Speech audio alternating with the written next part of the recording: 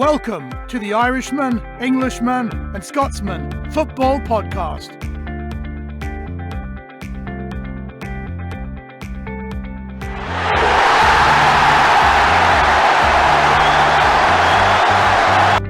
This is a bit of a mad story, Willo, but when you were 19 in Manchester playing for Man City, some nut job came in and robbed your house. Tell me about that. Yeah, I just, I got a new contract at the time and I just thought it was the right thing to do to go and buy a house. I remember me and my mate Paddy McCarthy, he was looking to buy a house as well, and I seen a house and I thought I liked the area, and I didn't really do enough homework on it, if I'm being honest, because it was too close to a rough enough area and stuff, and I was only in the house about a week, I'd say, my first house, and a boy came in and got held at knife point. Did he bring a knife in with him?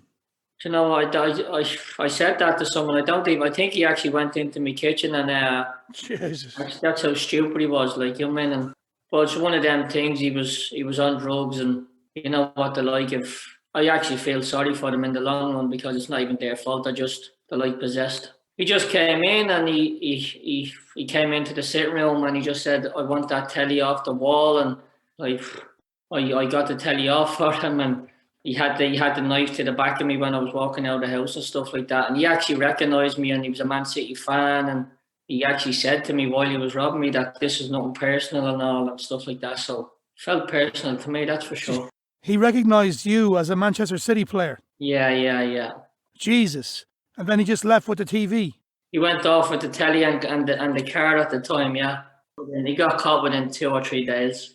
But you know what, I look at things back then, and people say that I get real support from the club, and I didn't really. Like, if I'm being honest, I just got on with it. I got more support from my family, friends, and my own girlfriend at the time than I did from the club, that's for sure. That must have been tough for a 19-year-old over in Manchester to be robbed at knife point in your own house. Even though you grew up in Dublin, surely that must have fazed you. No, like, listen, like, it fazed me a little bit in the fact that, like, when I was out injured at the time, so I went back home for about 2-3 weeks, and I came back and I didn't go back and live in the house. I went back to digs, to be fair, for about a month or two.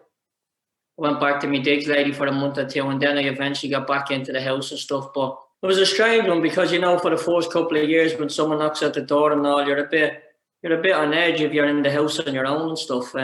Over time, you heal, don't you? And it makes it a lot easier, that's for sure. Yeah, I'd say when it was raw, it was kind of in the back of your head, but thankfully the guards got your man. And what was the name of the area, Willo, in Manchester? I lived in a place called Sharsden. I'm sure the fella that robbed the house was in a place called Widdenshaw, which wasn't that far from the area, I don't think. I look back and I think to myself, you know what, a young footballer, I probably should have moved in a more secure apartment. I was living on my own in anyway, so I probably should have went into an apartment in a more secure area. Thank you for listening. If you'd like to hear more of our podcasts, please click on the red subscribe button on the bottom right-hand side. Thank you.